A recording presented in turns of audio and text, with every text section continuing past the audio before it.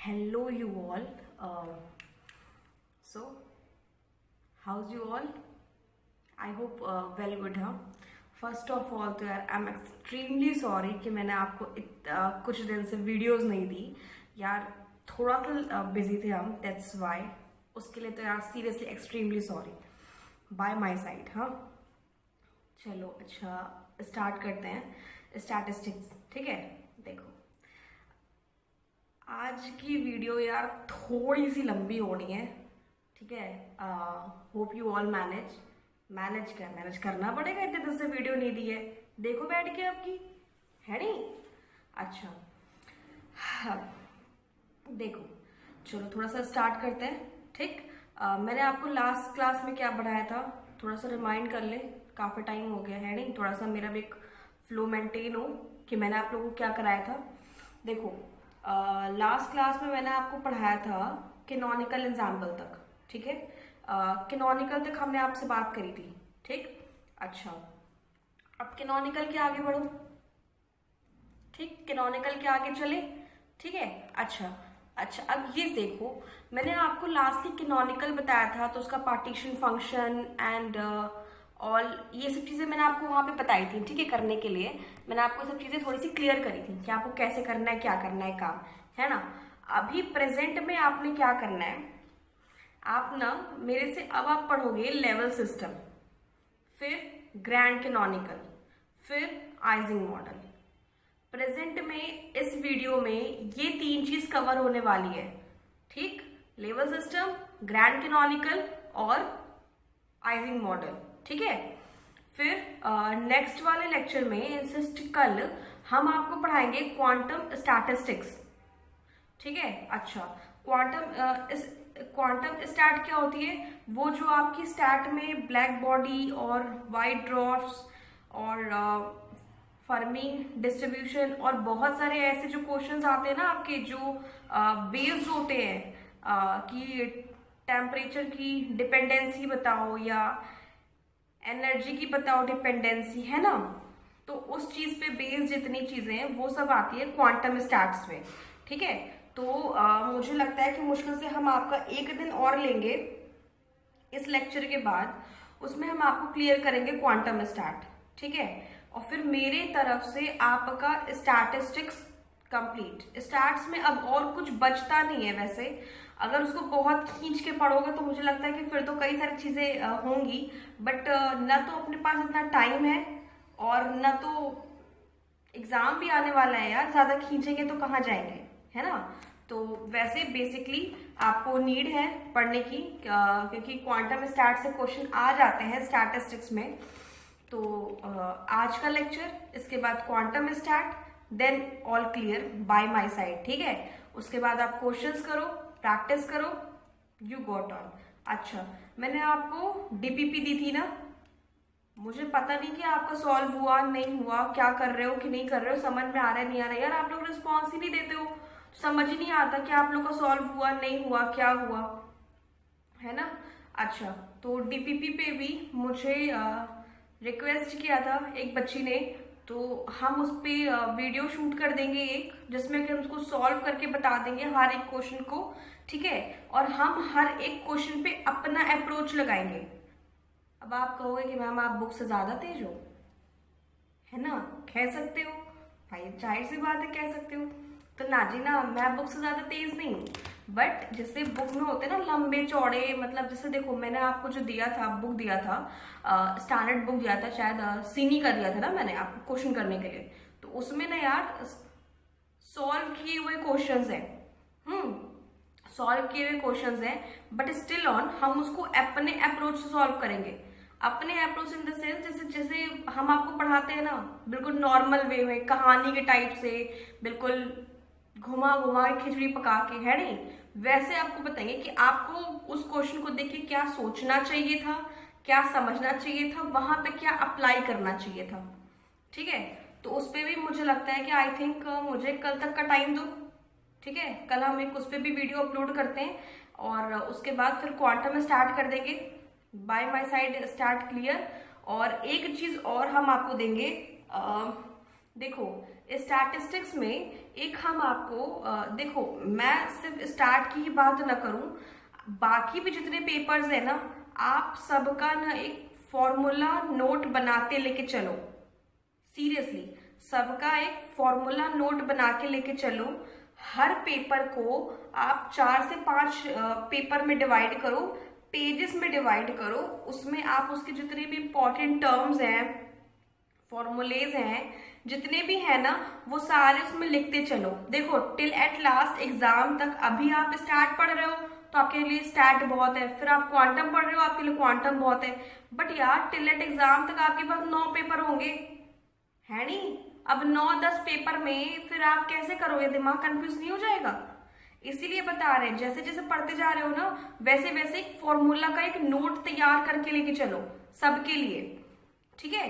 अच्छा, अब स्टैटिस्टिक्स का हम आप लोगों को बना के देंगे अपने साइड से। क्यों? इसलिए क्योंकि देखो, हम आपको हर कुछ एक वर्बली समझा रहे हैं, ठीक है? मैंने आपको सब कुछ लिखवाया नहीं है, सब कुछ नोट्स वगैरह इतना हम लिखवा के नहीं चले। अगर सही बताऊं, अगर हम इतना लिखवा के चलते ना, डेरिवेशन एंड ऑल स्टार्ट खत्म नहीं कर पाते हम महीने भर में भी। बहुत डेप्थ वाला सब्जेक्ट है यार ये सब, ठीक है? इसलिए नॉर्मली लेके चला है, तो इसका एक फॉर्मूला नोट हम खुद बनाएंगे अपने हिसाब से कि इसमें कौन कौन सा फॉर्मूला इंपॉर्टेंट है, क्या टर्म्स हैं, शुरू से लेके लास्ट तक का, ठीक है? एंड उसका एक पीडीएफ बना के मुझे लगता है 3 से 4 पेजेस में हम पूरे फॉर्मूलेज कवर करेंगे स्टैट्स के, ठीक है? और उसका एक छोटा सा पीडीएफ बना करके फिर हम आपको भेज देंगे, ग्रुप में डाल देंगे, ठीक है? वो आपके लिए बहुत हेल्पफुल होगा, ठीक? अच्छा, तो आए अब आप पेपर में बात करते हैं। बहुत सारी बातचीत हो गई, ठीक है? अब स्टार्ट करते हैं अपना। देखो, मैंने आपको लास्टली पढ़ाया था कैनोनिकल एग्जाम्पल। कैनोनिकल एग्जाम्पल में मैंने आपको पढ़ाया था पार्टीशन फंक्शन, एवरेज एनर्जी निकालना, ये सब निकालना मैंने आपको बताया था, ठीक है? तो मुझे लगता है कि अगर ये सब चीजें अब आएंगी तो निकाल ले जाओगे आप लोग, ठीक है? अच्छा, अब एक चीज और सुनो, एक चीज और क्या, बहुत इंपॉर्टेंट चीज ये है कि मैंने आपको बोला कि हम आपको पढ़ा रहे हैं लेवल सिस्टम, ठीक है? लेवल सिस्टम पे आते हैं। अच्छा, अब मैंने लेवल सिस्टम क्यों कहा? हम लेवल सिस्टम की बात क्यों कर रहे हैं? देखो, मेरी बात सुनो, लेवल सिस्टम कुछ अलग से नहीं है। जैसे जैसे पार्टिकल को आप डिस्ट्रीब्यूट करोगे अलग अलग एनर्जीज में, वही आपका एज ए लेवल सिस्टम हम कंसीडर कर रहे हैं, ठीक? अगर पार्टिकल की एनर्जी दी हुई, एनर्जी कोई 3 दी हुई होगी, मान लो 0 एप्सिलॉन और 2 एप्सिलॉन, उसकी दी हुई है एनर्जी, 3 एनर्जी दी हुई है, ठीक है? तो वो क्या हो गया? 3 लेवल सिस्टम। किसी की सिर्फ 2 दी हुई है तो वो 2 लेवल सिस्टम। अच्छा, अब आप कहोगे कि आपको ये सब पढ़ाने की भी क्या जरूरत है? देखो, जरूरत इसलिए है कि आपको पार्टिकल का ना डिस्ट्रीब्यूशन आना चाहिए। अगर आपको हम बोले कि 4 बोसॉन्स हैं, ठीक है, वो 3 एनर्जीज में हैं, तो भाई आप उसका निकालोगे, एनर्जी निकालोगे, पॉसिबल वेज निकालोगे, तभी तो आप उसका निकालोगे पार्टीशन फंक्शन। ऐसे कैसे खेल जाओगे, है ना? तो देखो, कभी कभी क्वेश्चन में डायरेक्ट दे देता है कि सब कुछ गिवन है और आप निकालो, और कभी कभी नहीं देता है। जब नहीं देता है ना, तो फिर वहां पे पॉसिबल वेज कंक्लूड करने पड़ते हैं सारे। ये पूरे स्टैट का एकदम मेन सारांश है। अब सुनो, वो भी कैसे, देखो, और क्वेश्चंस आते हैं इस पे बेस्ड, CSIR में इस पे बेस्ड क्वेश्चन आते हैं। आप खुद सोचो यार, 5 नंबर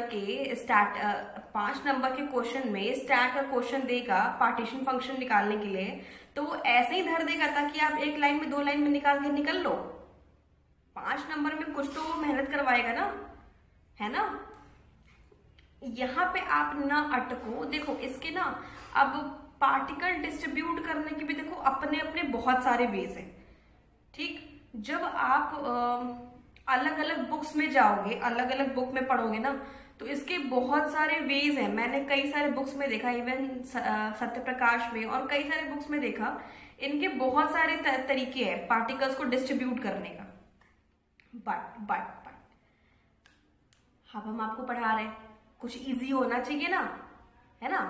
अच्छा, अब इसीलिए मेरा तरीका सुनो, जो मुझे लगता है कि इजीएस्ट वे है, ध्यान से सुन लो, कोई नहीं भूलेगा, कुछ नहीं भूलेगा, ना कुछ याद करना पड़ेगा, बिल्कुल नॉर्मल तरीके से, ठीक। अच्छा, अब देखो होता क्या है कि आपका जो लेवल दिया हुआ है, ठीक है, अब उसमें ना दो ऑप्शंस होंगे। अभी हम आपको बताते हैं कि चीजों को आप अप्रोच कैसे करोगे, क्वेश्चंस को पकड़ने का तरीका क्या है, ठीक है। जब क्वेश्चन को पकड़ने का तरीका जानोगे तभी तो सॉल्व करोगे, है ना। अब देखो क्वेश्चन को पकड़ने का तरीका क्या है। जब आपको क्वेश्चन दिया होगा ना स्टैट का, तो उसमें दो कंडीशंस होंगे। पहले में या तो स्पिन मेंशन होगा या तो स्पिन मेंशन नहीं होगा। ध्यान से सुनना मेरी बात। जब आपको क्वेश्चन दिया होगा स्टैट में, तो वहां पे दो ऑप्शंस होंगे, या तो स्पिन मेंशन होगा या तो स्पिन मेंशन नहीं होगा, दोनों में से कुछ एक ही होगा, ठीक है। अच्छा, अगर इसमें स्पिन मेंशन नहीं है तो वो नाम देगा that you have to fill 3 fermions, you have to fill 3 bosons, ठीक है। अच्छा, अब बोसॉन्स या फर्मियंस सुन के तो समझ में आ गया ना कि वो क्या हो रहा होगा वहां पे, है ना। पार्टिकल डिस्ट्रीब्यूट हो रहे होंगे तो क्या डिस्ट्रीब्यूट होंगे समझ में आ रहा होगा ना। बोसॉन्स और फर्मियंस डायरेक्ट लिख दिया है नाम, ठीक। अच्छा, जब अगर उसमें स्पिन मेंशन होगा, ठीक, तो ऐसे लिखा होता है, जैसे मान लो कि आपके पास 3 पार्टिकल है जिसके स्पिन हाफ है। समझना मेरी बात, अगर स्पिन को उसको मेंशन करना होगा, ठीक है, तो या तो वो डायरेक्ट करेगा या तो वो इनडायरेक्ट करेगा। अगर उसने लिख दिया कि यहाँ पे 4 इलेक्ट्रॉन्स है, तो 4 इलेक्ट्रॉन्स है तो उनकी स्पिन हाफ होगी, है ना। और अगर उनकी स्पिन हाफ है और वो इलेक्ट्रॉन है तो वो फर्मियंस भी तो होंगे। इट्स कॉमन ना, ठीक है। मेरी बात समझो कि हम क्या बताने को आपको कर रहे हैं कोशिश। अब देखो, अगर उसमें दिया होगा कि यहाँ पे 4 फोटॉन्स है ना, तो अगर 4 फोटॉन्स हैं तो उनकी स्पिन 1 होगी ना। 4 फोटॉन्स है तो उन फोटॉन्स की स्पिन तो 1 ही होती है ना, ठीक। और फोटॉन्स है तो उसको किसमें कंसीडर करोगे, बोसॉन ही तो कहे जाएंगे ना वो, ठीक है, बोसॉन्स हो गए वो, ठीक। अच्छा, ऐसे ही और देखो, अगर उसमें डायरेक्ट उसने बोला कि आपके पास 3 पार्टिकल्स है जिसका स्पिन हाफ है, 3 पार्टिकल है जिनका आपका स्पिन हाफ है, तो इट्स ओके ना कि ये फर्मियन होगा। अगर आपके पास 4 पार्टिकल है जिसका स्पिन 1 है, तो इट्स ओके ना कि ये फोटॉन होगा, ठीक है। क्वेश्चन को पकड़ो थोड़ा सा ध्यान से, इसीलिए मैंने आपको स्टार्टिंग में भी बोला था कि स्टैटिस्टिक्स की लैंग्वेज बहुत इंपॉर्टेंट है। इसके पूरे क्वेश्चन को एक बार नहीं 2 बार पढ़ो, ध्यान से पढ़ो। ये इजी बहुत होता है मगर ये अपनी लैंग्वेज में ही घुमा देता है ना। मेरी बात को समझो कि हम क्या बोलने की, आपको क्या समझाने की कोशिश कर रहे हैं। अच्छा, अब जब आपको समझ में आ गया कि स्पिन या तो मेंशन होगा या तो स्पिन मेंशन नहीं होगा, ठीक है। अगर स्पिन मेंशन नहीं होगा तब का केस बता रहे हैं हम। अगर स्पिन मेंशन होगा, चाहे वो डायरेक्ट हो चाहे वो इनडायरेक्ट हो, मेंशन तो है ना। अगर उसमें सिर्फ स्पिन हाफ लिखे तो भी स्पिन है मेंशन डायरेक्टली, अगर वो सिर्फ 3 इलेक्ट्रॉन्स लिखे तो भी स्पिन तो मेंशन है ना इनडायरेक्टली। इलेक्ट्रॉन्स लिख दिया है या डायरेक्ट लिखा है, बिल्कुल स्पिन तो मेंशन है ना वहां पे भी, ठीक है, उसका अलग केस है। हम इन दोनों केसेस को 2 तरीके से करके आपको समझाते हैं, समझो मेरे केस को। अच्छा, पहला हम केस उठाते हैं जिसमें स्पिन मेंशन नहीं होगा, ठीक। पहला केस लो जिसमें स्पिन मेंशन नहीं होगा। अच्छा, अगर स्पिन मेंशन नहीं है, ठीक, तो या तो उसमें लिखा होगा कि वो फर्मियंस है या तो उसमें लिखा होगा कि वो बोसॉन्स है, ठीक है। उसमें दोनों में से कुछ एक लिखा ही होगा, या तो फर्मियन लिखा होगा या तो बोसॉन लिखा होगा, ठीक है। अच्छा, जब आप देख लो जब आप देख लो कि वो फर्मियॉन्स हैं। एग्जाम्पल, अगर क्वेश्चन में लिखा है कि वो वहां पे फर्मियॉन्स है, ठीक है, तो सबसे पहले नंबर ऑफ वेज निकालो जिसमें पार्टिकल डिस्ट्रीब्यूट हुए होंगे। इसका मतलब वोमेगा निकालो, जो मैंने आपको माइक्रोकैनोनिकल एग्जाम्पल के टाइम में बताया था। अब देखो, तुम्हें सबका एप्लीकेशन धीरे धीरे दिखने लगेगा अपने आप। किसी ने मुझसे पूछा था एप्लीकेशन क्या होता है इसका, है ना? तुम्हें सबका एप्लीकेशन धीरे धीरे धीरे अपने आप दिखने लगेगा कि किसी क्या जगह है यहाँ पर। देखो मेरी बात समझो, बहुत ध्यान से समझो कि हम क्या समझाने की कर रहे हैं कोशिश, ठीक है? देखो, अगर फर्मियॉन दिया होगा तो वहां पे निकालो omega. Omega in the sense number of ways जिसमें पार्टिकल डिस्ट्रीब्यूट हो सकते हैं। पार्टिकल किस में डिस्ट्रीब्यूट हुए हैं ये आपको अभी नहीं पता है। वहां भी जब आप निकालते थे तो आप सिस्टम की एंट्रोपी निकालते थे। याद करो मेरी बात, आप किसी पर्टिकुलर पार्टिकल की एंट्रोपी नहीं समझते थे, आप पूरे सिस्टम की एंट्रोपी निकालते थे। तो जब आप उसको निकालते थे S is equal to K log omega, तो आप वहां पे वोमेगा इसलिए निकालते थे कि इतने लेवल में पार्टिकल डिस्ट्रीब्यूट हुआ होगा, मगर आपको ये नहीं पता था कि किस लेवल में कितना पार्टिकल है, किसी एनर्जी क्या है, ये आपको नहीं पता था, ठीक है? तो कितने पार्टिकल डिस्ट्रीब्यूट हुए थे वो आप निकालते हो, फिर S is equal to K log omega में उसको रखते हो, आपको एंट्रोपी मिल जाती है, उस सिस्टम की एंट्रोपी आपको मिल जाती है, ठीक है? यहां पे आपको क्या करना है, जब हम आपको लेवल सिस्टम बता रहे हैं, इन द सेंस आपको अभी ये समझना है कि पार्टिकल किस तरीके से कितने लेवल में डिस्ट्रीब्यूट हुए होंगे, ठीक है? कितने लेवल में डिस्ट्रीब्यूट कैसे हुए होंगे।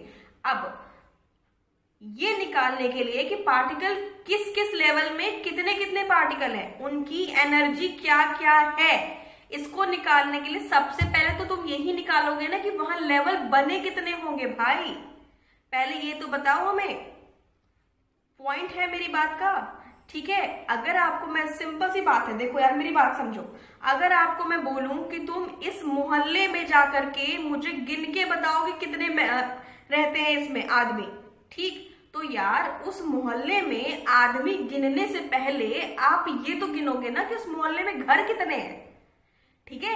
घर गिनने के बाद जितने घर होंगे पहले तुम उसको गिनोगे, उसके बाद ही तो तुम ये गिनोगे ना कि भाई उस घर में, एक घर में कितने आदमी हैं, तभी तो गिनोगे, ठीक है? फिर आप सब कुछ टोटल करोगे, फिर आप मुझे बताओगे कि जी इस मोहल्ले में इतने आदमी हैं, है नहीं? वही सिस्टम यहाँ पे भी है। मेरी बात को बहुत इजी वे में लेके समझो बच्चे, ठीक है? वही सिस्टम यहाँ पे भी है। मैंने आपको बोला कि आपको डिफाइन करना है, आपको मुझे बताना है कि एक सिस्टम है, इस सिस्टम में इतने नंबर ऑफ पार्टिकल्स है, ठीक है?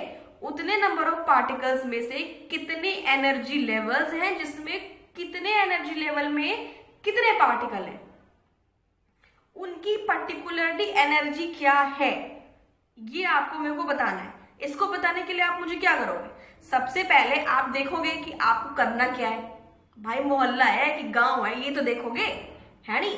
अब आपको मैंने बताया कि भाई वो तो फर्मियॉन्स है, ठीक? अच्छा, अब फर्मियॉन्स हैं तो आप तो पहले ये पता लगाओगे ना कि वहां पे एनर्जी लेवल कितने होंगे। भाई एनर्जी लेवल होंगे तो उतने में तो डिस्ट्रीब्यूट हुआ होगा, ठीक है? वो आप निकालोगे वोमेगा से। फर्मियॉन्स है तो फर्मी डिराक लगेगा, बोसॉन्स दिया होगा तो बोस-आइंस्टीन लगेगा, ठीक है? बात को याद रखो, अगर फर्मियॉन्स है तो उसका वोमेगा कैसे निकलेगा, GICNI, ठीक? फर्मियॉन्स है तो उसका वोमेगा कैसे निकलेगा, GICNI। फॉर्मूला लिखवाया था, पन्ने पलट के देखो।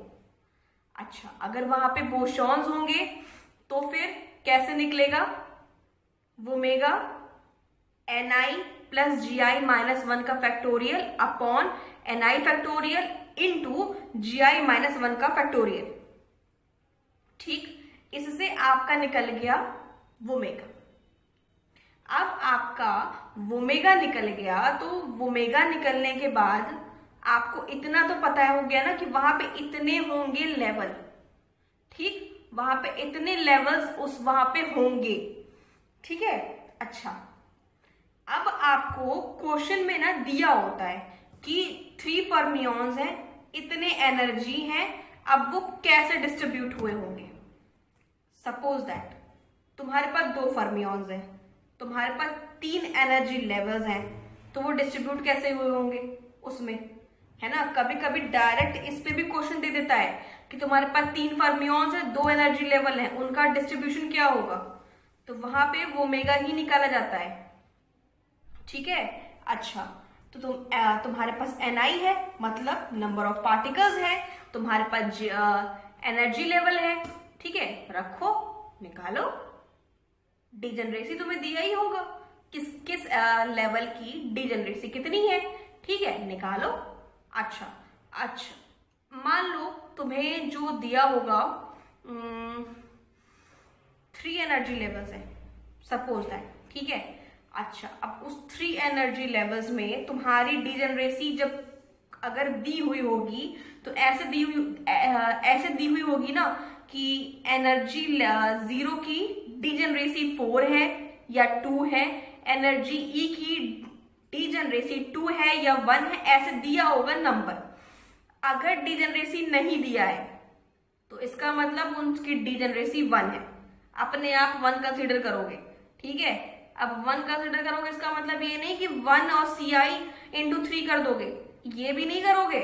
ठीक है, कैलकुलेट करो कितने नंबर ऑफ पार्टिकल्स है वो कैलकुलेट करो, उनकी डिजेनरेसी कितनी है वो कैलकुलेट करो।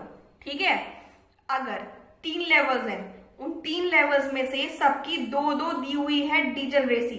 सुनो, अगर 3 लेवल है और सबकी 2-2 दी हुई है डिजेनरेसी, तो तुम्हारे पास टोटल कितने नंबर ऑफ पार्टिकल्स हैं? 2। डिजेनरेसी टोटल कितनी है? 2 2 4 2 6, 6 डिजेनरेसी है। फॉर्मूले में कैसे रखोगे? 6C2। ठीक, इस तरीके से तुम नंबर ऑफ वेज निकालोगे जिसमें पार्टिकल डिस्ट्रीब्यूट हुए होंगे। सपोज दैट तुम्हारा नंबर ऑफ वे निकला, मान लो 5 निकला। एक एग्जाम्पल ले लो, ठीक है, भावुक मत हो ज्यादा है कि मैम 10 रखो, मैम 6 रखो और 2 रखो तो 5 कैसे निकला। भावुक ना हो ना ज्यादा, हम पूरा वो कैलकुलेट नहीं करके चल रहे हैं, तुम लोग को नॉर्मली बता रहे हैं, छोटे से छोटा लेकर के। ठीक है, मान लो 5 निकला। ठीक, अच्छा, अब 5 तुम्हारे निकले हैं वेज जिसमें वो डिस्ट्रीब्यूट हो सकते हैं। तुम क्या करोगे, अब ज्यादा दिमाग लगाने की कोशिश मत करो, वो टेबल वेबल बना के ना खेलना मत शुरू करो। जैसे तुम लोगों को किसी ने सिखाया ही होगा अब तक, मुझे लगता है किसी ने तो पढ़ाया ही होगा, वो टेबल वेबल जो बना के खेलते हैं ना, सही बताऊं डेफिनेटली गलत होता है उसमें कुछ ना कुछ। भाई आपका तो पता नहीं, पर मेरा तो पक्का गलत होता है, इसलिए हम इतना टेबल वेबल बनाते नहीं है। ठीक है, अब देखो करना क्या है तुम लोग को, अगर वो 5 वे में डिस्ट्रीब्यूट है, 3 एनर्जी लेवल मान लो 5 वे में डिस्ट्रीब्यूटेड है, तो उस 3 एनर्जी लेवल को सेम 5 तरीके से बनाओ। 3 यहां, 3 यहां, 3 यहां, 3 यहां, 3 यहां, 5 तरीके से उस 3 एनर्जी लेवल को बनाओ। तीनों की एनर्जी अपनी अपनी होगी, उसको लिखो। ठीक, अच्छा, अब तुम्हारा दूसरा काम क्या है, मैं मोहल्ला पता चल गया, घर काउंट कर लिए कितने कितने होंगे, अब हमें ये काउंट करना है कि एक घर में कितने लोग रह रहे हैं। ठीक, अब उसको करने के लिए क्या करोगे तुम, सुनो, मतलब ओवर एंड ऑल आपने सिस्टम का वे पता कर लिया।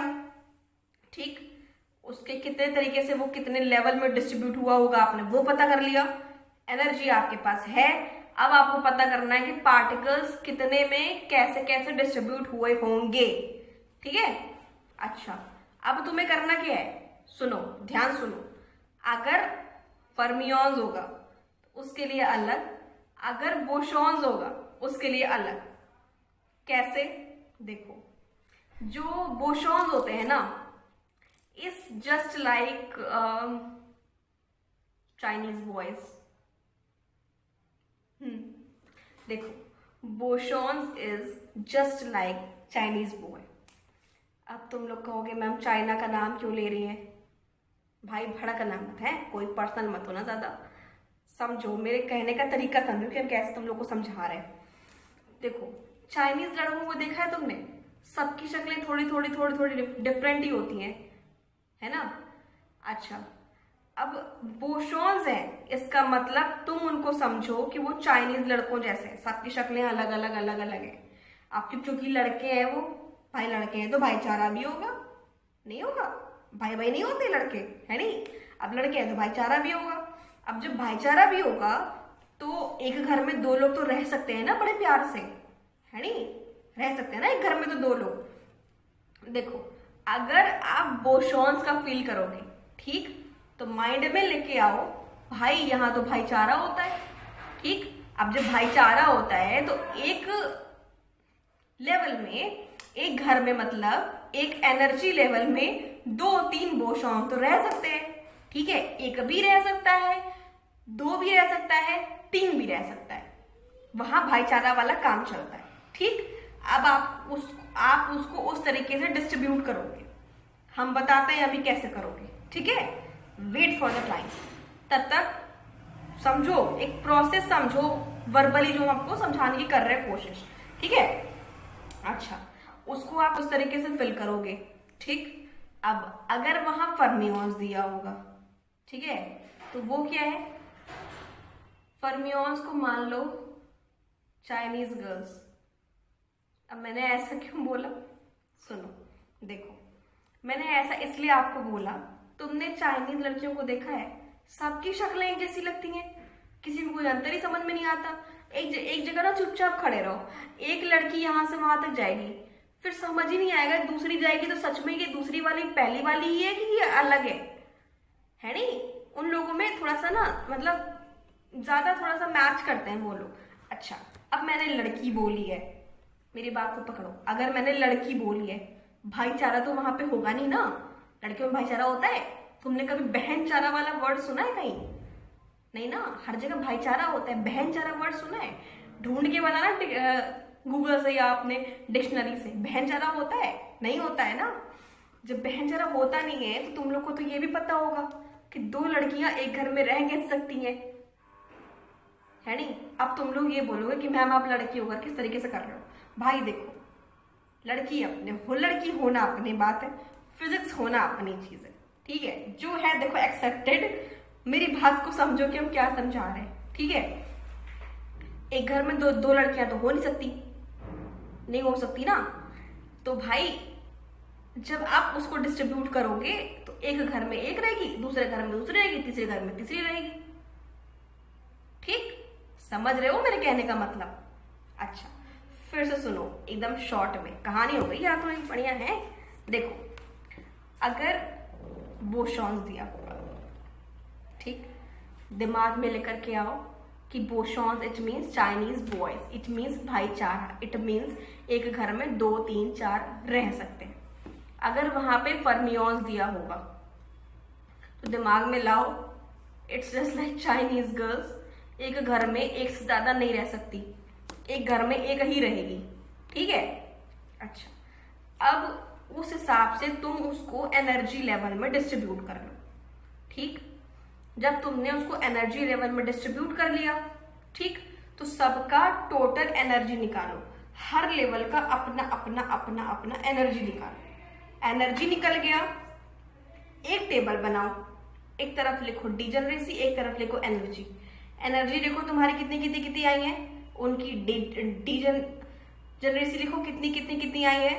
फिर एनर्जी मिला, डिजनरेसी मिली, पार्टीशन फंक्शन लिखने में क्या दिक्कत है? अब पार्टीशन फंक्शन तो लिखा जाएगा ना, क्या होता है, जी आई इंटू ई के पावर बीटा ई आई, पार्टीशन फंक्शन लिखा गया, ठीक, बस काम खत्म। अच्छा, अब तुम लोग कहोगे कि भाई ऐसे कैसे हम मान लें आपकी बात, दिखाना भी तो पड़ता है नहीं? कैसे डिस्ट्रीब्यूट हुआ, क्या डिस्ट्रीब्यूट हुआ। मुझे लगता है कि जिस तरीके से मैंने आपको समझाने की कोशिश करी है, आपको मैक्सिमम समझ में आया होगा कि हम आपको क्या समझाने की कोशिश कर रहे हैं, ठीक है। अब तुम थोड़ा सा क्वेश्चंस पे हम मूव करते हैं, थोड़ा सा हम आपको क्वेश्चन करके दिखाते हैं कि बोसॉन से केस में क्या हुआ होगा, फर्मियोन से केस में क्या हुआ होगा। अच्छा, उसके पहले एक बार बात कर लेते हैं सेकेंड केस की, जिसमें आपका स्पिन मेंशन होगा, ठीक, जिसमें स्पिन मेंशन होगा। देखो, जिस क्वेश्चन में स्पिन मेंशन होगा, ठीक है, उसका पहले डीजेनरेसी निकालोगे। जैसे सुनो, अगर आपको मैं बोलूं कि आपके पास 3 फर्मियॉन्स हैं, ठीक, आपके 3 एनर्जी लेवल में डिस्ट्रीब्यूटेड है, या फिर 3 फर्मियॉन्स 4 एनर्जी लेवल में डिस्ट्रीब्यूटेड है, ठीक है। तो जब 3 फर्मियॉन्स 4 में डिस्ट्रीब्यूट होगा, वहां पे डीजेनरेसी नहीं दी हुई होती है, ठीक, इस बात को समझो। जिसमें स्पिन मेंशन नहीं होता ना, उसमें डीजेनरेसी दी हुई होती है। जिसमें स्पिन मेंशन होता है इनडायरेक्ट या डायरेक्ट, उस पर डीजेनरेसी नहीं होती है, उस पर आपको डीजेनरेसी उसकी निकालनी पड़ती है। अब आप निकालोगे कैसे? आप ऐसे निकालोगे कि एक फॉर्मूला होता है डीजेनरेसी कैलकुलेट करने का, एटॉमिक में भी पढ़ोगे आप, ठीक है, 2s+1। ये कैसे आया, क्या आया, क्यों आया, इसके पीछे की क्या कहानी है, ये सब हम आपको एटॉमिक में बताएंगे। ज्यादा यहाँ भावुक होने की जरूरत नहीं है, ठीक है, हर जगह कहानी नहीं बनती, उधर पढ़ाएंगे आपको पूरा, ठीक है। अभी बस इतना समझो कि डीजेनरेसी निकालने का फॉर्मूला होता है 2s+1, ठीक है। इस 2s+1 से अब आपका स्पिन क्या हुआ, क्या दिया हुआ है, इलेक्ट्रॉन्स है ना, स्पिन हाफ होगा, ठीक। इसको 2s+1 में रखो, क्या आ गया, डीजेनरेसी 2i ना, डीजेनरेसी। इसका मतलब आपके जो 4 एनर्जी लेवल्स हैं, सबकी डीजेनरेसी 2 होगी। मेरी बात फिर से समझो प्लीज। अगर आपका इस तरीके से आया, इसका मतलब सबकी एनर्जी वहां पे 2 होगी, ठीक है। एनर्जी डीजेनरेसी 2 होने का मतलब क्या है, उसका मतलब ये है कि आपका एनर्जी लेवल आगे जाके के 2 भाग में स्प्लिट हो गया है, ठीक है। अगर एनर्जी दिया हुआ है E, मान लो एनर्जी E दिया हुआ है किसी लेवल का, उसकी डीजेनरेसी 2 है, इसका मतलब है कि आपका वो एनर्जी E आगे जाकर के 2 पार्ट्स में डिस्ट्रीब्यूट हो गया है। इसका मतलब वहां पार्टिकल्स पहले वाले में भी रहने के चांसेस हैं, दूसरे वाले में भी रहने के चांसेस हैं, ठीक है। तो देखो, अगर उसमें ऐसा केस दिया हो जहां पे स्पिन का डीजेनरेसी मेंशन ना हो, वहां पे डायरेक्ट स्पिन मेंशन हो, वहां से आप 2s+1 से स्पिन का डीजेनरेसी निकालोगे। डीजेनरेसी निकाल करके वो फर्मियॉन्स होगा, तो फर्मियॉन वाले फॉर्मूले में वो मेगा निकालोगे। बोसॉन्स होगा तो बोसॉन वाले फॉर्मूले में रख के वो मेगा निकालोगे। वो मेगा निकल जाएगा तो उसको कितने नंबर ऑफ वेज उसके आए हैं, उतने वेज में उसको डिस्ट्रीब्यूट करोगे, ठीक है। सेम काम करोगे पिछले वाले की तरीके से, बस डिफरेंस यहाँ पे ये होता है कि वहां पे डीजेनरेसी दी हुई होती है, यहाँ पे तुम्हें खुद निकालनी होती है, बस दोनों में की इतना ही अंतर है, ठीक है। सेम तरीके से इसका भी तुम अलग अलग वेज करोगे। यहाँ पे भी फर्मियॉन्स होगा तो एज लाइक लड़की एक घर में एक ही रहेगी, ठीक है।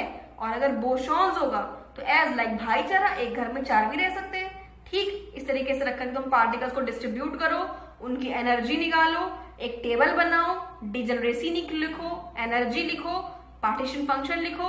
अब जब पार्टीशन फंक्शन आ गया तो तुम इंटरनल एनर्जी भी लिख सकते हो ना। वो मेगा तुम्हारे पास है तो तुम उस सिस्टम का एंट्रोपी भी निकाल सकते हो। डू व्हाटएवर यू वांट, ठीक। मुझे लग रहा है आप लोगों को समझ में आ रहा होगा। अच्छा, अब थोड़ा सा क्वेश्चन पे मूव करते हैं, ठीक है। क्वेश्चन हम आपको करवाते हैं, कुछ एग्जाम्पल लेके कुछ क्वेश्चंस कराते हैं आपको, ठीक है। उस क्वेश्चंस में आपका स्पिन जब मेंशन होगा तब की भी बात करते हैं, स्पिन जब नहीं मेंशन होगा हम तब की भी बात करते हैं, ठीक है। चलो आ जाओ। देखो, सपोज दैट तुम्हारे पास एक क्वेश्चन दिया हुआ है, let you have 2 bosons and 3 levels. 3 levels दिए हुए हैं, ठीक है, 2e, e या -2e, ठीक। देखो 3 लेवल्स दिए हुए हैं। देखो इस क्वेश्चन में डीजेनरेसी की बात इसने की ही नहीं है, तो यहाँ पे हम अपने आप 1 कंसिडर कर देते हैं। जब यहाँ पे बोसॉन्स लिखा है तो मतलब ये स्पिन नॉट मेंशन वाला केस है, ठीक है। इस चीज को ध्यान रखो। अगर यहाँ पे फोटॉन्स दिया होता या स्पिन = 1 दिया होता तब आप वहां पे डीजेनरेसी निकालते, ठीक है। वो स्पिन मेंशन वाला केस होता, मगर यहाँ पे डायरेक्ट अगर बोसॉन या फर्मियोन लिखा है, इसका मतलब ये स्पिन नॉट मेंशन वाला केस है, ठीक। तो इसकी डीजेनरेसी ऑटोमेटिकली हम 1 लिख देते हैं, ठीक है। अच्छा, अब तुमको इससे निकालना क्या है, पार्टीशन फंक्शन निकालो, प्रोबेबिलिटी ऑफ एनर्जी 2E, इसका प्रोबेबिलिटी निकालो, पार्टिकल इसका इसमें होने की प्रोबेबिलिटी निकालो, इंटरनल एनर्जी निकालो U और A निकालो। कैसे, देखो पहले तो भाई तुम्हारे पास दिया क्या है, 2 बोसॉन्स है, ठीक। अब 2 बोसॉन्स है तो फिर तुम्हारा डीजेनरेसी दिया हुआ है, देखो इसका 1 दिया है, इसका 1 दिया है, इसका 2 दिया है। स्पिन में तुम्हारी डीजेनरेसी मेंशन होती है, ठीक है। जब तुम्हारा स्पिन नॉट मेंशन वाला केस होता है तो उसमें डीजेनरेसी दी हुई होती है, और जब स्पिन मेंशन होता है वहां पे तुम्हारी डीजेनरेसी नहीं दी हुई होती, तब तुम वहां पे 2s+1 करके उसका निकालते हो, ठीक। अच्छा, यहाँ पे दिया हुआ है तुम्हारा डीजेनरेसी, ठीक है।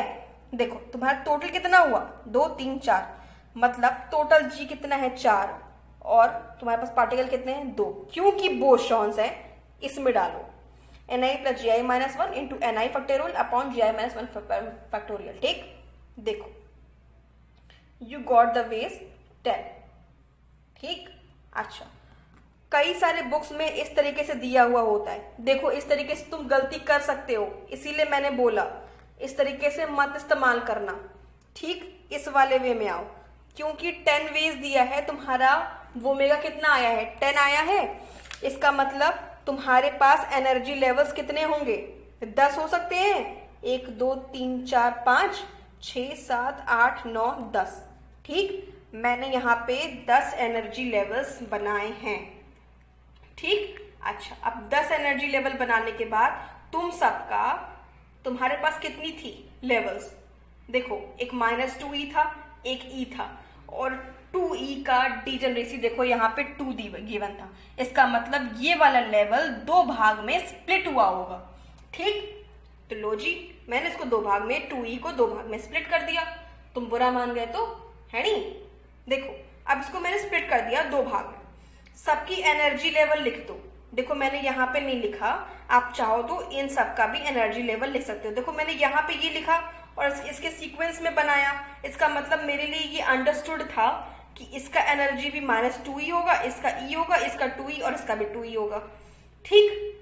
उस हिसाब से आप अपने कंफर्टेबिलिटी के हिसाब से एनर्जी लेवल कर लो। अब देखो जी, क्योंकि यहाँ पे बात किसकी हुई थी, बोसॉन्स की। बोसॉन्स क्या होते हैं, भाईचारे वाले बालक, है नहीं। तो एक घर में तो भाई 2 भी रह सकता है, ठीक है। अब लो जी, शुरू करते हैं खेल। देखो एकदम नॉर्मल तरीके से शुरू करो, भरना, कंफ्यूजन कहीं नहीं होगी। यहाँ 2, फिर इसके ऊपर, फिर इसके ऊपर, फिर सबसे ऊपर। देखो 2 वाला काम खत्म, एक घर में 2 रहने वाले काम खत्म। फिर जी एक घर में 1 भी रह सकता है, ये लो जी, यहां से यहां, यहां से यहां, यहां भी रह सकता है, ठीक। अब लो जी, ये भी पॉसिबल वेज है, ये भी पॉसिबल वे, ये भी पॉसिबल वे। ध्यान से देखो डिस्ट्रीब्यूशन, नालायको इसी में तुम लोग होते हो कंफ्यूज, ठीक है। डिस्ट्रीब्यूशन को ध्यान से देखो हमारे, मैंने कैसे इसको करा डिस्ट्रीब्यूट। पॉसिबल यही वेज है इसको डिस्ट्रीब्यूट करने के, और कोई पॉसिबल वे है नहीं ना। कोई एनर्जी लेवल 2 बार आया नहीं, आया ना। अच्छा, अब सबों की एनर्जी कैलकुलेट कर लो। देखो यहाँ पे 2 हैं एक लेवल में, एक की एनर्जी क्या है -2E, तो 2 की एनर्जी -4E। यहां भी देखो E में एनर्जी E है, इसकी तो 2 की क्या हो जाएगी 2E। ऐसे ऐसे करके सबका एनर्जी निकाल लो। देखो ठीक, सबका एनर्जी निकालने के बाद एक बनाओ जी तुम टेबल। देखो यहाँ पे तुम एनर्जी लिखो और डीजेनरेसी लिखो। देखो एनर्जी 0 का डीजेनरेसी 2 है, देखो आया होगा, देखो 2 बार आया है ना एनर्जी 0, तो डीजेनरेसी 2। जो एक बार आया, देखो यहाँ पे 3E, देखो ये वाला एनर्जी 2 बार आया, इसकी डीजेनरेसी कितनी 2। 4E देखो यहाँ पे 3 बार आया है, ठीक। जब ये 3 बार आया है तो इसकी डीजेनरेसी कितनी हो जाएगी 3, ठीक है। अब देखो तुम कैलकुलेट भी कर सकते हो, तुम्हारे पास जितनी डीजेनरेसीज आई होंगी उतने पॉसिबल वेज होंगे। अगर ये नहीं आ रहा है इक्वल, इसका मतलब कहीं ना कहीं गलती हुई है आपसे भैया, है नहीं। जितने पॉसिबल डिजनरेसीज आएंगे उतने ही आपके वेज होंगे, ऐसा होता है। ठीक, अब आपके पास ई मिल गया, अब आपके पास जी मिल गया, पार्टीशन फंक्शन तुम्हारे साथ है, रखो, तुम्हारा निकल आएगा। देखो पार्टीशन फंक्शन तुम्हारा यही होता है ना, ई आई के पावर जी आई इंटू ई के पावर माइनस बीटा ई आई, जी आई इंटू ई के पावर माइनस बीटा ई आई, जी आई इंटू ई के पावर माइनस बीटा ई आई। ई की वैल्यू रखते जाओ, जी की वैल्यू रखते जाओ, you got the partition function. अच्छा, अब आपको प्रोबेबिलिटी निकालनी है किसकी, मैंने आपको बोली था प्रोबेबिलिटी निकालने की 2e की। ठीक, अब 2e की देखो यहाँ पे क्या है, डिजनरेसी 1 है 2e की, और कहीं 2e है, यही है ना, डिजनरेसी इसकी 1 है। अब देखो इसकी प्रोबेबिलिटी निकालनी है, जो निकालना है उसको ऊपर रखो, डिजनरेसी इंटू ई की जी आई इंटू ई की पावर माइनस बीटा ई आई, देखो 2e, ठीक, अपॉन तुम्हारा नीचे टोटल पार्टीशन फंक्शन जो भी तुम्हारा आया होगा। ठीक है, देखो इंटरनल एनर्जी यू का फॉर्मूला क्या होता है, minus del by del beta into log Q क्या है तुम्हारा, पार्टीशन फंक्शन है, रख दो भैया, तुम्हारा पार्टीशन फंक्शन तो यहां निकला है, इसको उठा करके यहां पे रखो, सॉल्व करो, यू गॉट द आंसर। ठीक, तुम इसको भी अप्लाई कर सकते हो एनर्जी निकालने के लिए। ठीक है, यू आई इंटू पी की पावर पी यू आई, पी क्या है तुम्हारा, प्रोबेबिलिटी है, यू क्या है वो एनर्जी, इंटू उसकी प्रोबेबिलिटी प्लस दूसरी एनर्जी उसकी प्रोबेबिलिटी, ऐसे भी एवरेज एनर्जी। ठीक है, इस तरीके से भी तुम निकाल सकते हो। ठीक है, वैसे बेसिकली इसको प्रेफर करते हैं, बाकी आपकी मर्जी, आप जिस भी फॉर्मूले से निकालना चाहो जिसमें आप कंफर्टेबल रहो। ठीक है जी, अब ए निकालना है, तो ए क्या है, हेल्महोल्ट्ज फ्री एनर्जी।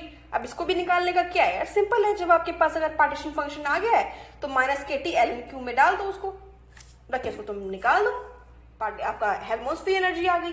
ठीक है, कभी कभी क्वेश्चन में देता है ना, ये पार्टिकल इतने में है डिस्ट्रीब्यूटेड, ठीक है, अब आप इसका हेल्महोल्ट्ज फ्री एनर्जी निकालो, या आप इसका एवरेज एनर्जी निकालो, या आप इसका एंट्रोपी निकालो।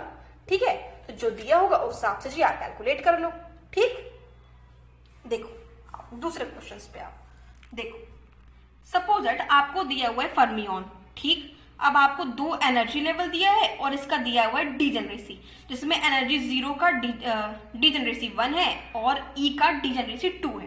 ठीक, आपके पास टोटल कितनी हुई, डिजनरेसी 3 हुई, 2 फर्मियन दिया हुआ है। अब इसको भाई जी अपने फॉर्मूले में डाल दो, वो मेगा निकालने के लिए, क्योंकि ये फर्मियन है तो यहाँ फर्मी डिराक लगेगा, फॉर्मूले में डालो, आपका 1 निकल जाएगा। ठीक, अब आपके वेज कितने निकले, 3। ठीक, अब तो इसका मतलब ये एनर्जी लेवल 3 वे में डिस्ट्रीब्यूट होगा। ठीक है, इसका डिजनरेसी 2 है, इसलिए मैंने इस लेवल को यहाँ 2 पार्ट्स में स्प्लिट कर दिया, ताकि पार्टिकल यहाँ भी हो सकता है और यहाँ भी हो सकता है। हो जी, बुरा तो नहीं मानोगे, आ जाओ, देखो 3 लेवल में वो डिस्ट्रीब्यूट हुआ। ठीक है, सबकी भाई तुम एनर्जी लिख लो अपनी, ताकि तुम कंफ्यूज ना हो। ठीक है, अब ये है क्या, फर्मियन। फर्मियन क्या है, एक घर में एक ही रहेगी, चाइनीज गर्ल्स है नहीं, यहाँ भाईचारा तो होता नहीं है। लो जी, एक घर में एक को रखो तुम, इससे ज्यादा पॉसिबिलिटी है इनको डिस्ट्रीब्यूट करने का, नहीं ना, तो यही आपके पॉसिबल वेज हो गए। अब आप इसकी एनर्जी लिख लो, एनर्जी लिखने के बाद आप टेबल बना लो, आपका पार्टीशन फंक्शन आ गया। ठीक, अच्छा ये देखो, अगर आपका स्पिन मेंशन हो डायरेक्ट या इनडायरेक्ट, ठीक, तो आप 2s+1 से पहले निकालोगे उसको, यहां तो कटा पड़ा है, ये देखो एक नोट, इसको ध्यान से, इसको ना तुम लोग लिख लो कहीं एक जगह। ठीक है, when spin is mention after considering splitting due to degeneracy, then further split each level in 2s+1 level and work as you do usually. कैसे, क्वेश्चन पे आओ। देखो तुम्हारे पास एक क्वेश्चन है जिसमें कि तुम्हारा स्पिन दिया हुआ है, ये 1/3 ना मैंने गलती से लिख दी है, 1/2 है। ठीक है, तुम यार भड़क न जाना यार कि आप गलत लिख दिए, 1/2 है, लाओ ठीक कर देते हैं। से मान लो यहाँ पे स्पिन दिया हुआ है, स्पिन हाफ। ठीक, अच्छा अब स्पिन हाफ दिया हुआ है, अब सपोज दैट आपके पास 3 पार्टिकल है जिसके स्पिन हाफ है, मान लो भावुक ना हो ज्यादा। ठीक, अब इसको पहले स्पिन हाफ दिया हुआ है, डीजेनरेसी की यहाँ बात नहीं होती है, आपको खुद निकालना होता है, जैसे मैंने आपको बताया था। 2s+1 में इसको डालो, ठीक, 2s+1 में स्पिन डालोगे, यू गॉट द वे। आपको क्या मिला? डीजेनरेसी 2 मिली। इसका मतलब हर एक लेवल 2 में स्प्लिट हुआ है, ठीक। अब आपका टोटल डीजेनरेसी कितना होगा? 2 लेवल है, 2 में स्प्लिट हुए हैं, इसका मतलब टोटल डीजेनरेसी हुई आपकी 4। पार्टिकल्स दिया था यहाँ पे 3। स्पिन हाफ है, इसका मतलब यहाँ पे क्या होगा? फर्मियॉन्स होगा, इलेक्ट्रॉन्स होगा। अगर वो है तो क्या लगेगा? फर्मी डिराक लगेगा। ये डायरेक्ट रखो, आपके पास वेव्स निकल गए, ठीक। ध्यान रखो, क्वेश्चन को देख करके fermions, bosons, electron, proton, photon, इन सबको देख करके अपने आप दिमाग में क्विक करना चाहिए कि वहां पे क्या काम हो रहा होगा, ठीक है। वही वहां पे अप्लाई करो। इसको होने के बाद आपके पास निकले कितने वेव्स? 4। इसको 4 में तुम डालो। देखो, एक एनर्जी लेवल 2 पार्ट में स्प्लिट हुआ है, मैंने इसको 2 पार्ट में स्प्लिट कर दिया है, दोनों एनर्जीज को, ठीक। तुम्हारे पास पॉसिबल वेव्स क्या है? यही है, क्योंकि यहाँ पे स्पिन हाफ है, इसका मतलब इलेक्ट्रॉन है, इसका मतलब फर्मियॉन्स है, इसका मतलब एक घर में एक ही रहेगी, दूसरी नहीं आ सकती भाई, धक्का मार के भगा देगी उसको। देखो जी, एक घर में मैंने एक को रखा है, यही पॉसिबल वेज है इनको डिस्ट्रीब्यूट करने का, और तो है नहीं, बचा नहीं कोई, ठीक। अब इसका निकालो एनर्जी निकालने के बाद इसका निकालो, बनाओ तुम टेबल और इसकी डीजेनरेसी, फिर निकालो अपना पार्टीशन फंक्शन, ठीक। देखो, अगर आपके पास 2 फोटॉन्स हैं, इसकी एनर्जी लेवल E और 2E है, इसका पार्टीशन फंक्शन कैसे निकलेगा? पहले तो तुम इसका डीजेनरेसी निकालो, 2s+1 से रख करके कितना निकला? 3। इसका मतलब एक लेवल आपका कितने में डिफाइन हो रहा है? एक लेवल आपका 3 में डिफाइन हो रहा है, ठीक। जब एक लेवल 3 में डिफाइन हो रहा है और लेवल कितने हैं? 2, इसका मतलब टोटल डीजेनरेसी कितनी हो गई आपकी? 6, और नंबर ऑफ पार्टिकल्स कितना दिया हुआ है? 2। तो उसमें फॉर्मूले में रखो, यहाँ पे फोटोन है, इसका मतलब बोसॉन है, इसका मतलब बोस आइंस्टीन स्टैटिस्टिक्स लगेगा, यहाँ पे तुम आप रखो, easily you got the way. अब 21 वेज है। हाई, मेरे से इतनी मेहनत ना कराओ कि मैं इसको 21 पार्ट में डिवाइड करूं और फिर इसके पार्टिकल्स को फिलअप करूं और उसके बाद फिर इसका पार्टीशन फंक्शन निकालो। मेरे से इतनी मेहनत ना होगी, ये काम तुम खुद करना, ठीक। अब सुनो, वैसे एग्जाम में ना इतना तगड़ा आता नहीं है, ये मैंने अपने से रैंडम ले लिया था तो ये इतना लंबा सा आ गया 21 वेज। वैसे एग्जाम में ना इतने वेज आते नहीं, एग्जाम में ना नॉर्मल आते हैं, जिसको आप नॉर्मल तरीके से निकाल सकते हो, ठीक है। तो इसके लिए ज्यादा परेशान होने की नीड नहीं है आपको, ठीक। अच्छा, ये देखो, एक और देख लो, लेट 2 पार्टिकल्स हैं, बोसॉन्स हैं, उसकी एनर्जी दी हुई है, डीजेनरेसी दी हुई है, ठीक। यहां पे रखो 2s+1 में कितना हो गया? s=0 पार्टिकल है, इसका मतलब डीजेनरेसी 1, ठीक। अब यहां पे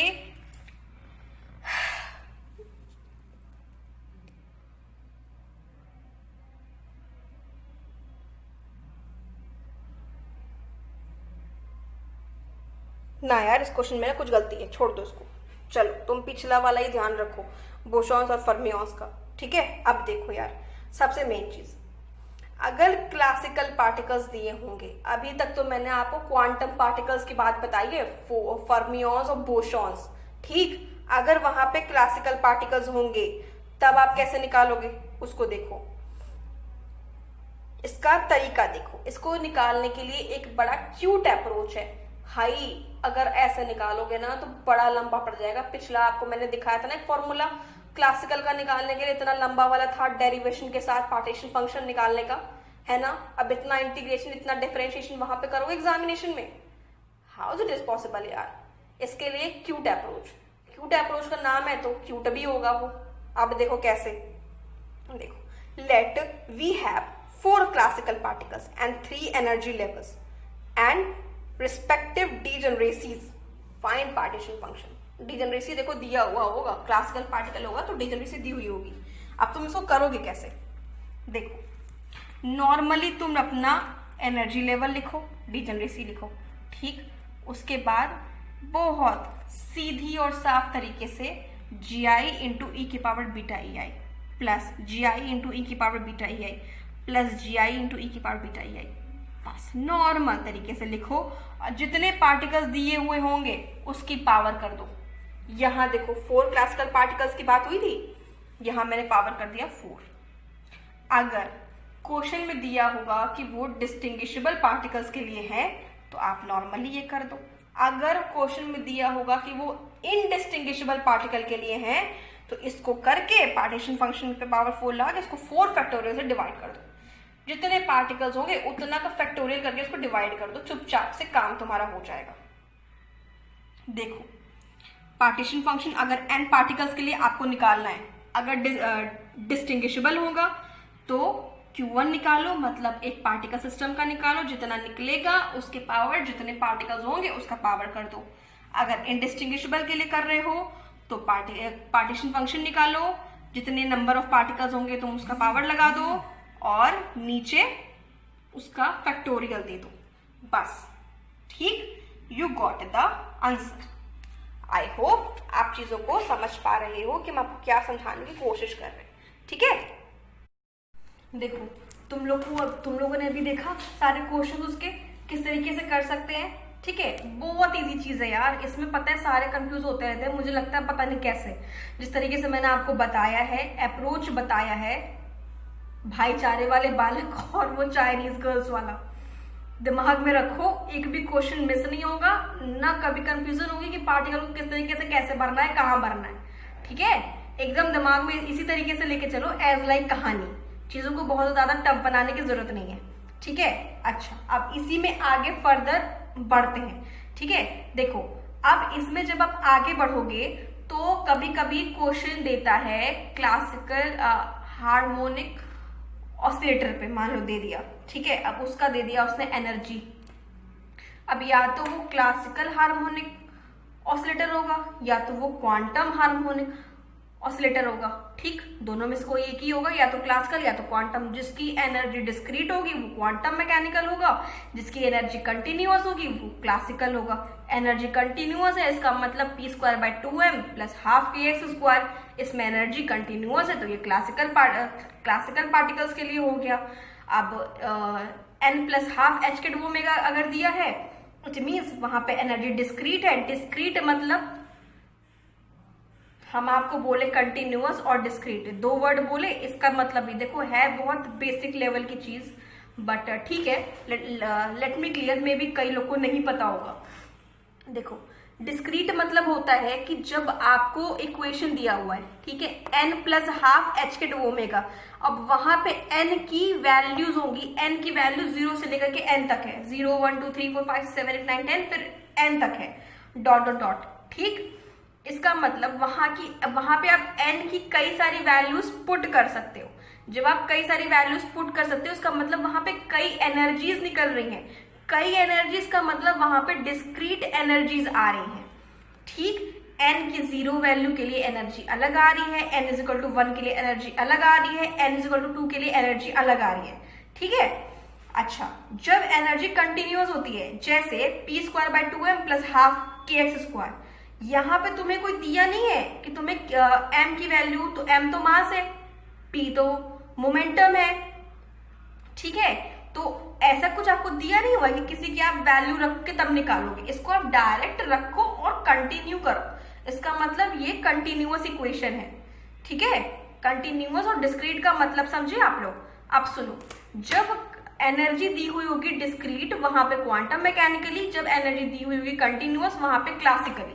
ठीक, अब होता क्या है, ऐसे ही आपका मान लो एनर्जी दिया हुआ होगा एज लाइक क्वांटम मैकेनिकली। अगर हम मान लें, चलो अगर हम तुमको बोले कि n की value n plus half h², ये तुम्हारा दिया हुआ है एनर्जी का इक्वेशन। ठीक है, आप मुझे पार्टीशन फंक्शन बताओ जिसमें एनर्जी 4 से ज्यादा नहीं होनी चाहिए, एनर्जी 4 से ज्यादा नहीं होनी चाहिए। आप देखो n = 0 पुट अप करो, कितना आया, n प्लस हाफ h² है, एन की वैल्यू 0 पुट करोगे तो कितना आएगा, हाफ एच किट ओमेगा। ठीक, अच्छा अब n इज इक्वल टू 1 पुट अप करो, कितना आया 3/2 एच किट ओमेगा। n की वैल्यू 2 पुट अप करो, कितना आया 5/2 एच किट ओमेगा। ठीक, n की वैल्यू 3 रखो, कितना आया 7/2 एच किट ओमेगा। n की वैल्यू 4 रखो, कितना आया 9/2 एच किट ओमेगा। अब रुको, थमो, मैंने आपको बोला कि जिसकी एनर्जी 4 से ज्यादा नहीं होनी चाहिए, 4 से ज्यादा नहीं होनी चाहिए, इसका मतलब 4 से ज्यादा नहीं होनी चाहिए। अब देखो लास्ट अभी हमने क्या करा, एनर्जी मैंने 4 रखा और 9/2 एच किट ओमेगा आया। ठीक है, अब 9/2 एच किट ओमेगा आया, अब 9/2 क्या है, 4 से ज्यादा नहीं है ना, 4 से ज्यादा है ना, 4.5 समथिंग हो जाएगा ये, समथिंग क्या 4.5 हो ही जाएगा ये। ठीक है, तो 4 से ज्यादा हो गया ना। अब इसके पीछे वाला देखो 7/2 एच किट ओमेगा, इसका मतलब 3.5, ये 4 से कम है ना, जिसकी एनर्जी 4 से ज्यादा नहीं होनी चाहिए, इसका मतलब हम कंसीडर कितने करेंगे, half H cut omega, 3/2 h cut omega, 5/2 h cut omega और 7/2 एच किट ओमेगा। ठीक, इसको क्वेश्चन में मेंशन होता है कि एनर्जी हमें कितनी लिमिटेशन दी हुई होंगी। ध्यान रख के पढ़ना वरना थप्पड़ पड़ेगा, ध्यान रख के पढ़ना फिर निकालना एनर्जी।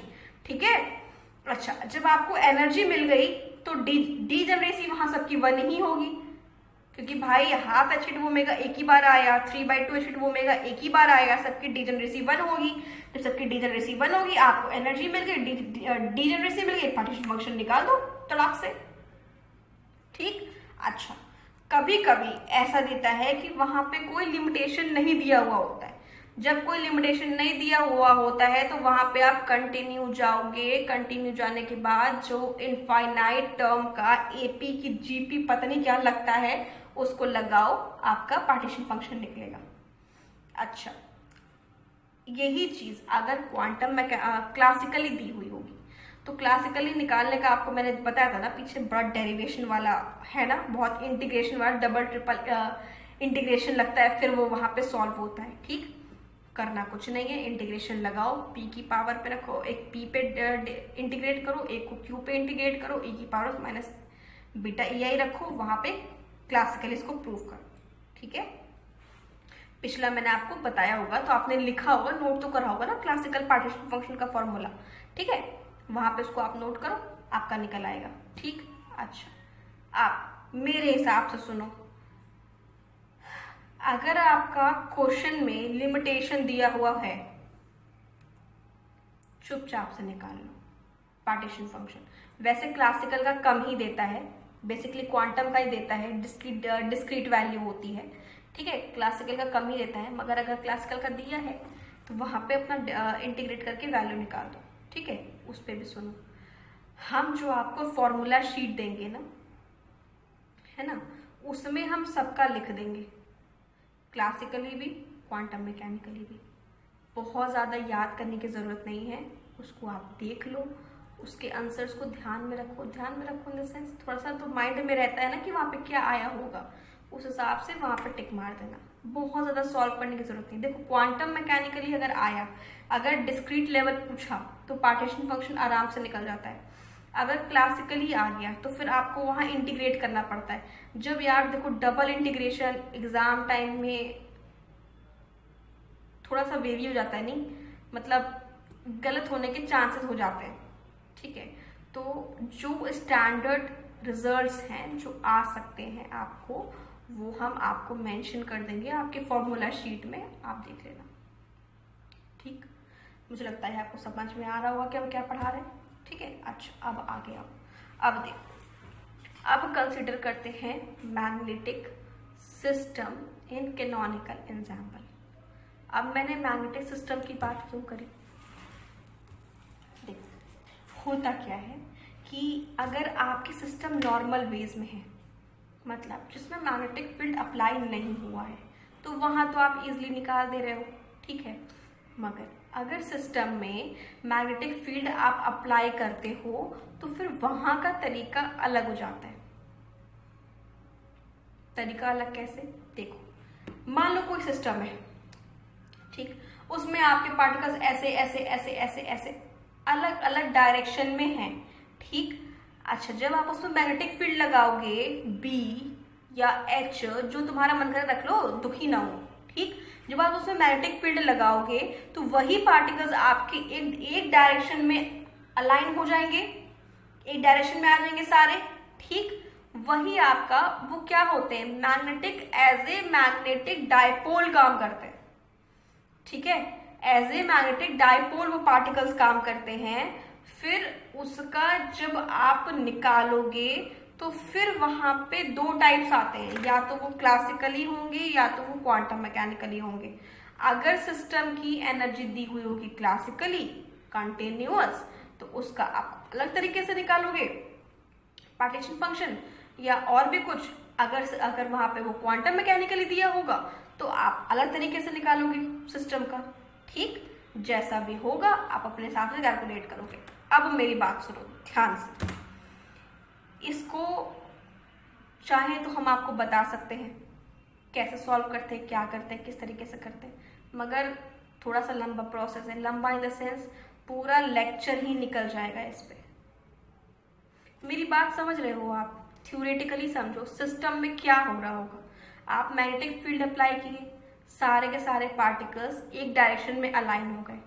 हम सपोज करके लेके चलते हैं कि वो जेड डायरेक्शन में अलाइन हो गए, ठीक है। अब आप कहोगे कि जेड की क्यों लिया, एक्स और वाई से दुश्मनी थी, तो ना भाया, कोई दुश्मनी ना है किसी से। ऐसा कंसिडर करते हैं कि हम जेड डायरेक्शन में मान लो वो अलाइन हो गए, तुम्हारी मर्जी, तुम ABCD ले लो, तुम्हारा जो मन करे वो रख लो, ठीक है। अच्छा, अगर वो जेड डायरेक्शन में अलाइन हो गए, फिर जो उनका होगा ना वैल्यू, वो आप क्या करोगे, B इज इक्वल टू क्या होगा आपका, BZ, जिसमें से कि BZ क्या होगा आपका, BZ क्या होगा, BZ आपका होगा पार्टीशन फंक्शन, मतलब मैग्नेटिक फील्ड के रिस्पेक्ट में एक वैल्यू का या फिर एक डायपोल का direction plus magnetic field. Magnetic field मान लो उसमें B अप्लाई किया और वो Z डायरेक्शन में अलाइन है, ठीक। अच्छा, पार्टीशन फंक्शन कैसे निकालोगे, वही Q जिस तरीके से निकालते हो वैसे ही निकालोगे। अच्छा, अब इनकी आप निकालोगे पोटेंशियल एनर्जी। पोटेंशियल एनर्जी क्यों यहाँ पे निकालने की कोशिश कर रहे हो भाई, निकालना तो पड़ेगा ना, जब पार्टिकल यहाँ वहां मूव कर रहा है। अब आपने उसको रैंडमली एक डायरेक्शन में अलाइन कर दिया, ठीक है। जब आपने उसको एक डायरेक्शन में, जब आपने उसको अलाइन कर दिया तो वो पार्टिकल एक डायरेक्शन में हो गए। जब वो एक डायरेक्शन में पार्टिकल हो जाएंगे तो फिर भाई उसका एक पोटेंशियल एनर्जी निकालनी पड़ेगी ना, कि वो इंटरैक्ट किससे किया, वो अलाइन ऐसे से ऐसे हुआ तो उसको ऐसे से ऐसे होने में एनर्जी लगी होगी उसकी, है ना। फिर आप उसका पोटेंशियल एनर्जी निकालोगे। पोटेंशियल एनर्जी कैसे निकलेगा, minus mu dot B. Minus mu क्या है, पोटेंशियल मैग्नेटिक फील्ड में आप म्यू का ही इस्तेमाल करते हो ना, ठीक। और बी क्या है आपका मैग्नेटिक फील्ड। अगर पार्टिकल आपका क्लासिकल पार्टिकल होगा, ठीक, इन केस मान लो कि वो क्लासिकल पार्टिकल होगा, क्योंकि वो कंटिन्यूअस होता है, ठीक। जब वो कंटिन्यूअस होगा तो कहीं भी ओरिएंटेट कर सकता है। कैसे मैं तुमको समझाऊं, तो एक मिनट, लेट मी एक्सप्लेन। देखो, अगर मान लो आपका पार्टिकल ये है, ब्लैक वाला आपका पार्टिकल है, ठीक। और सपोज दैट ये जो ब्लू ये आपको दिख रहा है, ये आपका डायरेक्शन है, मान लो ये Z डायरेक्शन है, ठीक। अभी पार्टिकल ऐसे है, अब पार्टिकल को आपको अलाइन करना है इस डायरेक्शन में, ठीक। अच्छा, अब होगा क्या, सुनो, अगर पार्टिकल मान लो ऐसे होगा, ठीक भाई, हर पार्टिकल का अपना एक Z एक्सिस तो होगा ना, बिल्कुल स्ट्रेट, ठीक। हर पार्टिकल का अपना एक Z एक्सिस होगा, क्योंकि क्लासिकल पार्टिकल है तो कंटिन्यूअस होगा। अब क्योंकि ये कंटिन्यूअस होगा तो ये ऐसे ओरिएंटेट करेगा। अब ये जब ऐसे ओरिएंटेट करेगा तो इसके बीच में जो भी थीटा एंगल होगा, ध्यान समझना, इसके बीच में जो भी थीटा एंगल होगा वो सारे यहां से यहां पे जो थीटा होगा, जैसे मान लो ये है, थीटा क्या है 90 डिग्री होगा भाई, हो ना हो मान लो, ठीक है। 90 डिग्री का होगा थीटा एंगल। जब ये यहां से आएगा यहां तक, थीटा 0 हुआ, वहां पे एंगल यहाँ पे 0 हुआ, थीटा 0। अब सोचो 90 से लेकर के 0 होने तक के सफर में इसके जितने भी पॉसिबल थीटा की वैल्यूज आई हैं वो सारी कंसीडर होंगी, क्योंकि ये क्लासिकल पार्टिकल है, क्योंकि कंटिन्यूअस है। ठीक, अच्छा, अगर ये क्वांटम मैकेनिकली पार्टिकल होता फिर यहाँ पे क्या कहा, यहाँ पे क्या हो रही होती कहानी। देखो, अगर ये क्वांटम मैकेनिकली पार्टिकल होता तो ये, क्योंकि इसकी वैल्यू डिस्क्रीट है, ठीक है, अब क्योंकि इसकी वैल्यू डिस्क्रीट होगी तो ये किसी पर्टिकुलर ओरिएंटेशन ही ये फील करेगा। मतलब ये थीटा की सारी वैल्यू पे डिस्क्रीट ये ओरिएंट नहीं हो सकता। ओरिएंट मतलब थीटा की सारी वैल्यू पे ये नहीं खड़ा हो सकता, ये कुछ पर्टिकुलर वैल्यू ही कंसीडर करेगा। जैसे मान लो इसने ये कंसीडर करा है, फिर इसने ये किया, फिर इसने ये किया, ऐसे जाएगा ये भी यहां तक, मगर क्योंकि ये डिस्क्रीट है ना, कंटिन्यूअस तो है नहीं, इसलिए मान लो ये रुक रुक के जाएगा। जैसे मान लो इसने यहाँ की वैल्यू कंसीडर करी, फिर इसने यहाँ कंसीडर करी, फिर इसने यहाँ कंसीडर करी, फिर इसने यहाँ कंसीडर करी, सडन, ठीक, वो बाकी बीच की वैल्यूज पे रुकेगा ही नहीं। बात समझ रहे हो? डिस्क्रीट और कंटिन्यूअस होने का मतलब समझ रहे हो? ठीक है, अच्छा, अब इसमें होता क्या है, मान लो क्लासिकल पार्टिकल की बात करते हैं, क्लासिकल डायपोल्स की बात करते हैं, क्योंकि आपने यहाँ पे मैग्नेटिक फील्ड लगा दिया है, पार्टिकल ओरिएंटेट हो चुका है, तो यहाँ पे उसको अब आप डायपोल बोल सकते हो। ठीक, अब डायपोल हो चुका है ये। अब यहाँ पे डायपोल की बात करते हैं, क्लासिकल डायपोल बोलते हैं इसको, ठीक है। अब इसकी आप पोटेंशियल एनर्जी देखो, माइनस म्यू डॉट बी, ठीक, अच्छा, अब माइनस म्यू डॉट बी है तो minus mu B cos theta लिख सकते हैं, माइनस म्यू डॉट बी को minus mu B cos theta लिख सकते हैं,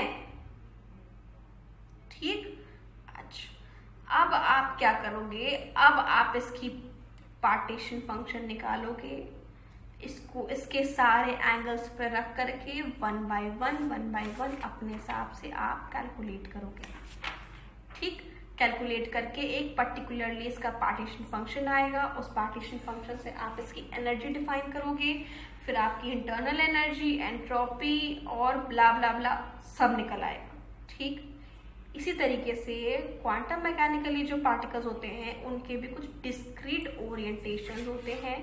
जब उसके डिस्क्रीट ओरिएंटेशन होंगे तो वो कुछ पर्टिकुलर एंगल पे वहां पे मूव करेगा, जिस पर्टिकुलर एंगल पे उसको वहां पे मूव करना है, वहां पे आप नॉर्मली वो क्या कहते हैं, पहले तो आप एंगल निकालो।